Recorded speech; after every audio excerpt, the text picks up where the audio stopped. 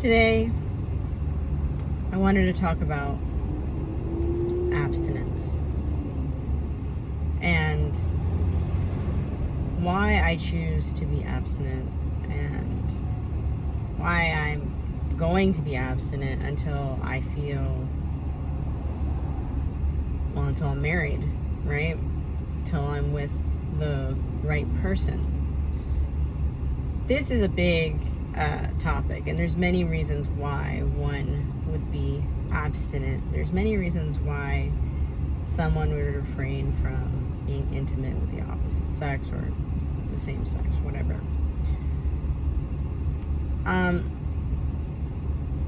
One of the biggest reasons I'm abstinent is not necessarily that I want to be holier than thou, but it's that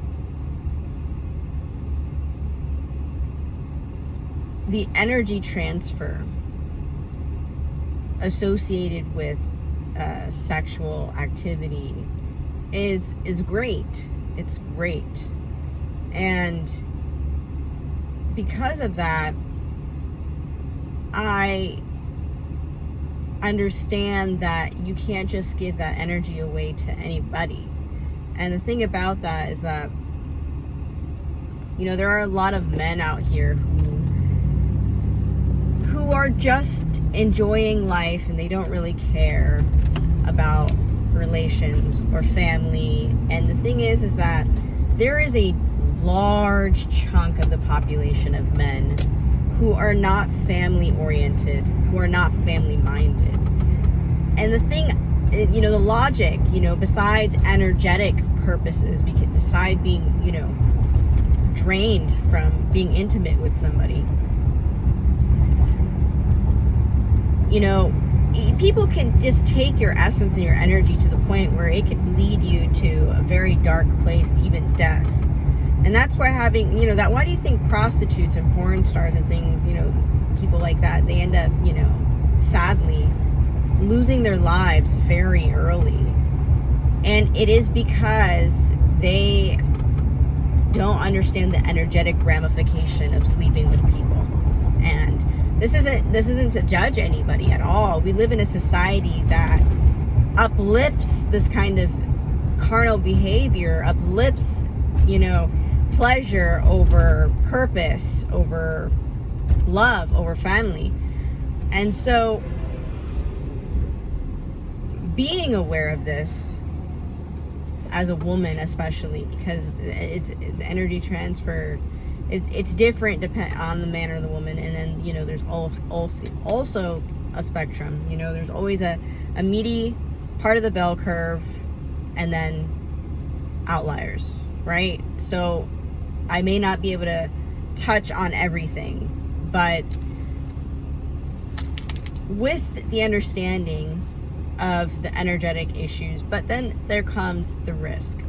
What if you accidentally get pregnant, right? And then you have this responsibility that most of the time, if you're not married and the man is not family oriented, he will just not care. He'll leave you high and dry. And the thing is that men have this thing where they're like, oh, but then I have to work and pay child support and blah, blah, blah. But it's like, there's a huge difference between women and men, biologically, hormonally, physically, density of bone and muscle, just the structure of our bodies. I mean, I saw, I don't know, it was like a TikTok or a YouTube short or something where, we were looking at a female runner run the race, and she was like at the top. She was like main girl, like, but then you compare it to, you have a man start racing her, and you realize the biological, physical difference between a man and a woman and the way our bodies are structured. Men have a more narrow pelvic area so that they are able to run faster and do things in a more agile way, while women have a more wide set area so that they can birth children and allow room for their hips to expand out and move. We're a little bit more flexible and malleable, and men are a little bit more rigid. And so, when we consider our differences, when we consider the fact that, you know, we really are not the same at all, and that one has advantages in areas than the other, and then we're equal but different. We're supposed to complement each other. But the problem with society is that women are being devalued, and then, you know, you have people like Andrew Tate, who speaks about very good ideology, speaks about the family, speaks about things like that. But then on the flip side, he's like, but you have to obey me. But I don't really want to hear your opinion. But I can cheat and you can't. But it's different because I'm a man. And men, yes, they're different, but emotionally, mentally, spiritually, psychologically, we may not be as different. Women still have desires. And then, you know, there's this lie. There's this huge lie that men believe, that women desire love and men desire respect, and women need love and men need respect. And that women, so essentially that eliminates a man having to respect a woman. And so in my eyes, I think to myself, well, why is that? Why this lie? Why this lie? Because I don't believe that. I don't care how much you say you love me. I don't care how much I think you love me. If you have no respect for me, why would I want to be intimate with you? If you don't have respect for me, that means that you break boundaries. If you don't have respect for me, that means you don't respect what I have to say. If you don't have respect for me, that means I am at the whim of whatever your opinions and decisions are. If you don't have respect for me, then I can't actually be a partner. I am an inferior. And so many men want a woman to just be an inferior, subservient person. And while there are times to submit, there are times to listen to the man, and I'm not against that completely, but the man that leads you has to be someone worthy of submission. He can't be somebody that is abusive mentally, emotionally, spiritually, physically. He can't be someone that is selfish in the relationship. And sadly, a lot of men are. They want a mother and a servant, but they don't actually want a partner. They don't want what comes along with actually maintaining a family. They want the bachelor lifestyle, but they also want, you know, the chef, cook, and bottle washer back at home, and the baby raiser, and the cleaner, and the educator, and the nurturer, and anything that goes along with the tedious tasks of maintaining a household. So with that in mind, as a woman, it's like, well, what real benefit do I have in being intimate with a man other than I might possibly catch something or get pregnant, which could lead to death? And then on top of that, you know, if you don't know that this man is actually willing to take responsibility, then it's a huge disservice to you, your body. It's a risk. Please do not misunderstand what I'm saying here. But in the wilds, there are animals, lions, and just different animals. Maybe bears, I forgot who it is. But if they only have one child, they usually kill the child because they're gonna have to exert a certain amount of energy, and then on just one child, and the likelihood of this child living is not as high, especially as it being alone. But if you have a full litter, then you have more of a chance of them actually growing up to become more successful, because you have more options, so you have more opportunities, more chances, right? Not saying that you should get rid of your children. We're humans. But my point of the matter is that they do it because they know that there's going to be a certain energy output dedicated to raising that child. And if they do not actually know, if they know that they don't have the energy to do that, they will essentially take the child's life, and essentially before the child is, you know, conscious enough to understand what's happening. And it's sad that these things happen, but we have to start realizing that, you know, we do, as a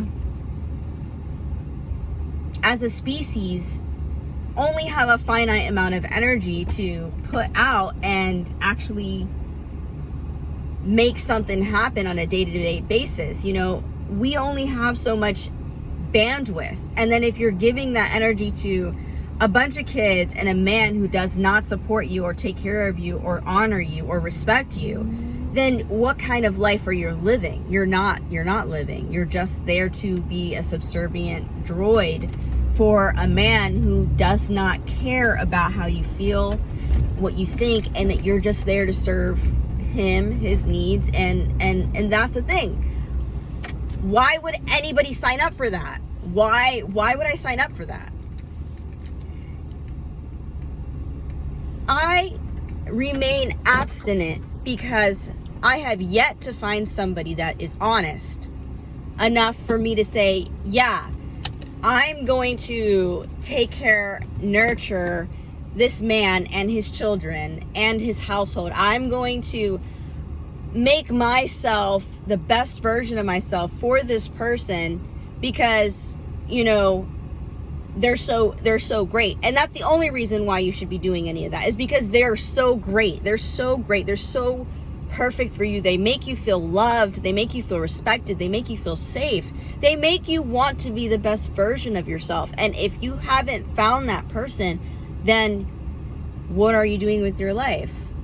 And and that's another thing. A lot of men have the Andrew Tate syndrome where you can't even talk. You can't even like explain anything. It's like, don't let her explain anything. Don't let her say a thing.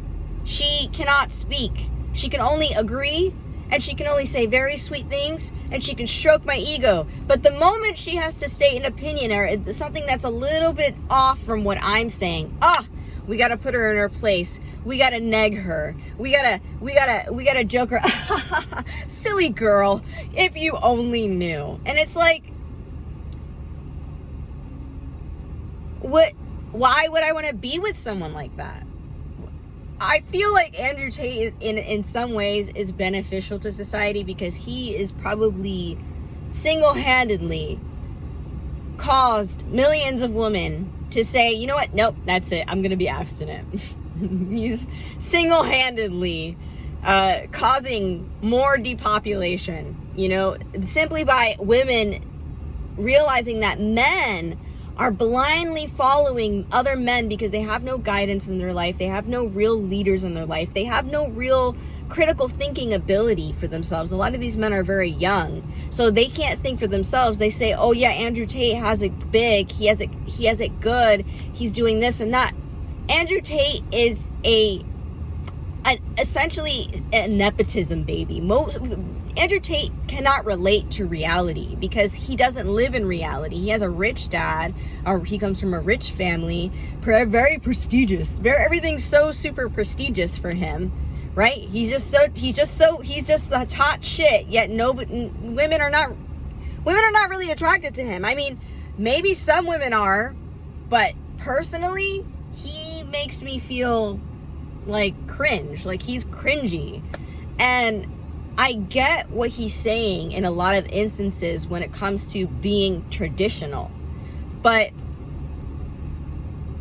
he's traditional in an abusive way. And I like traditional values, but I would like to be loved, honored, and respected at the most. Actually, I prefer respect over love. I don't care about your love because your love is meaningless if you don't respect me. If I'm someone that you can't respect, then I don't want your love. And so that is a lie from the pit of hell. Women need respect in order to feel loved, okay? I cannot feel loved if you disrespect me. That makes me feel unloved. That makes me feel like you hate me. That makes me feel like there's something wrong. It doesn't make me feel loved. It doesn't make me feel cared for. It doesn't make me feel like, oh, this is how I'm going to spend the rest of my life with someone that does not respect me, does not honor me, and does not appreciate what I bring to this relationship, and energetically, spiritually. And so because men are just like, oh, most of the time, I don't need you, you need me, and it's like, okay, the world does not need nurturing. The world does not need love. The world does not need good home cooked meals. You can just eat out all the time, right? Go get your meal from a chef, right? Just spend the money to go eat out all the time. Spend the money to go do this. You can go buy sex whenever you want. Yeah, you don't need a woman, right? And then we ask ourselves the question, why is the world getting darker? You kill the flowers, you kill everything.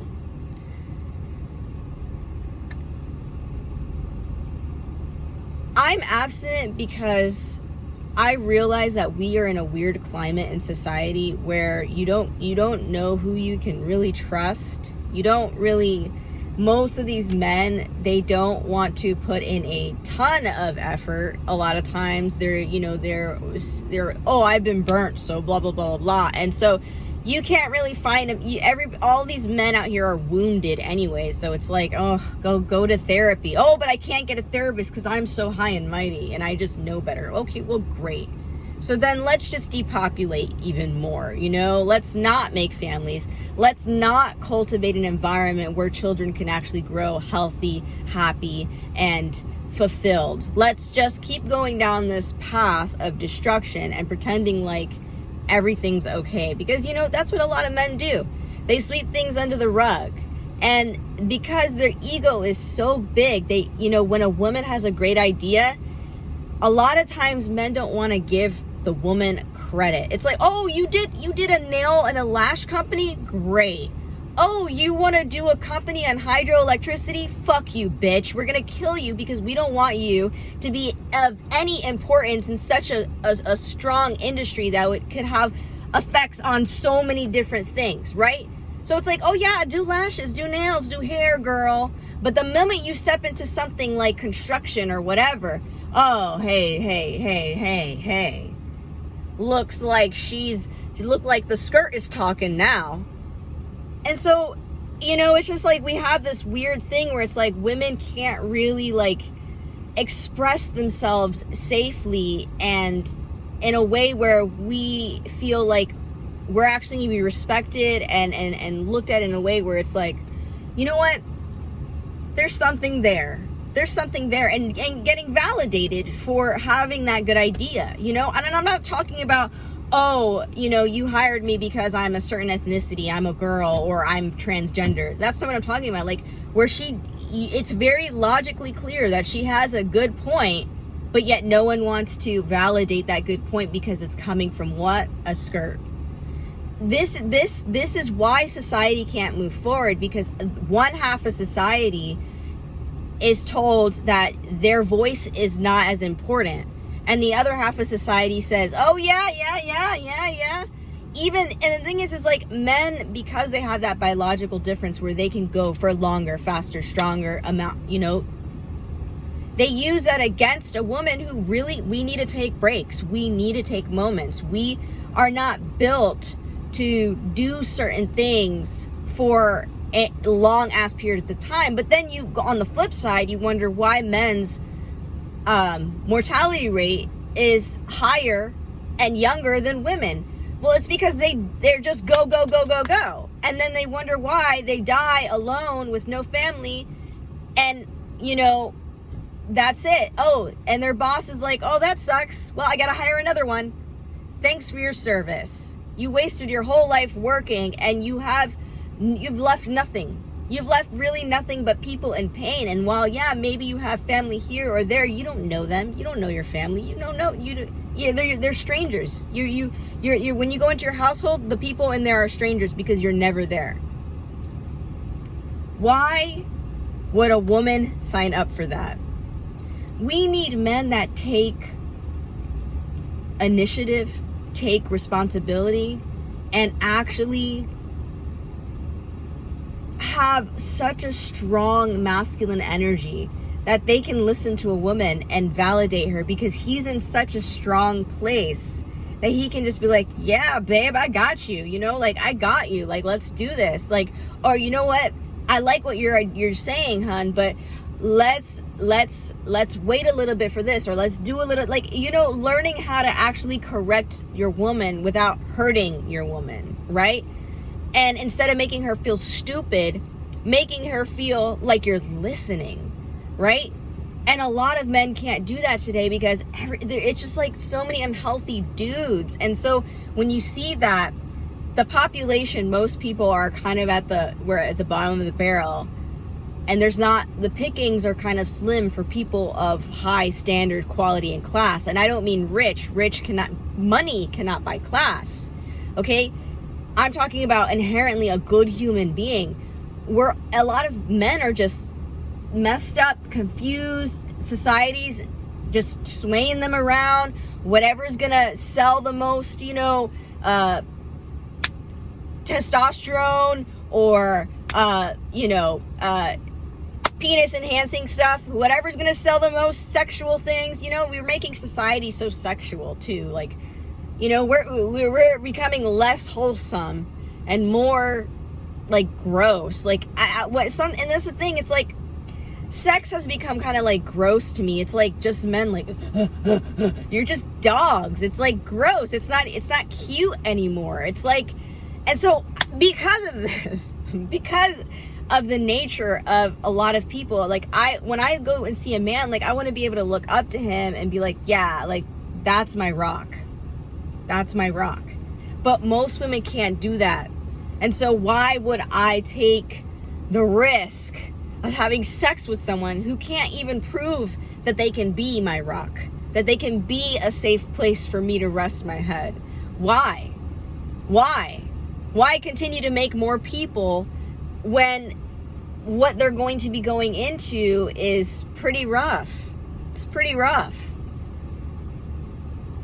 I stand strong on my abstinence, okay? I obviously get frustrated sometimes, okay? But then I realize, because it's like, post-nut clarity, I think about, oh, how am I going to feel after? I'm going to regret it, because after this feeling subsides and I maybe take a nap and then I'm not feeling some type of way anymore, I'm going to realize, oh, thank God I didn't even attempt to do anything. Thank God. Oh my God. Because it's just a biological feeling. And why would I want to jump on my body's, like, your body controls you essentially, and that's how a lot of men are. They have no self-control. No self-control. And that's why we have so many weak men out here. They're just indulging too much, like we're in a day where you look at some of these porn stars, and not that I watch porn stars, but I came across this video of this guy that's a gay porn star, but he's straight, right? And like in the interview, he was just looking at this other dude like he was a freaking snack, and I was just like, how are you not gay? You're a liar. You're at least bisexual, like at the very least. Like, you're not a straight dude. You're not straight. And then like a lot of these guys that have the ability to have sex with a lot of people, you got to be very careful. Like, I'm very like standoffish, especially when like a really done up, overly attractive guy with like way too much confidence, like you could tell they rubbed his chest, like almost like he walks around saying, my name is King. Okay, like some of these dudes, they're just hormones on steroids. They're like too much going on. There's too much. There's nothing there but carnal instinct, and they're just so sexual and like, and it's just like, okay, that's great and all, but I want those kinds of feelings with my husband. I want those kinds of feelings with the person that I'm going to build a family with, not some carnal, sexy six-pack dude who may or may not be gay. Like, you don't even know these days. It's like, why is he so pretty? Like, and that's the thing. It's like some people are just like, I'll take some of this, I'll take some of that, I'll take some of this, and then half of the time they're not even like clean about it, So it's like, no thank you, I could pass. I will pass until I find the person that is right for me.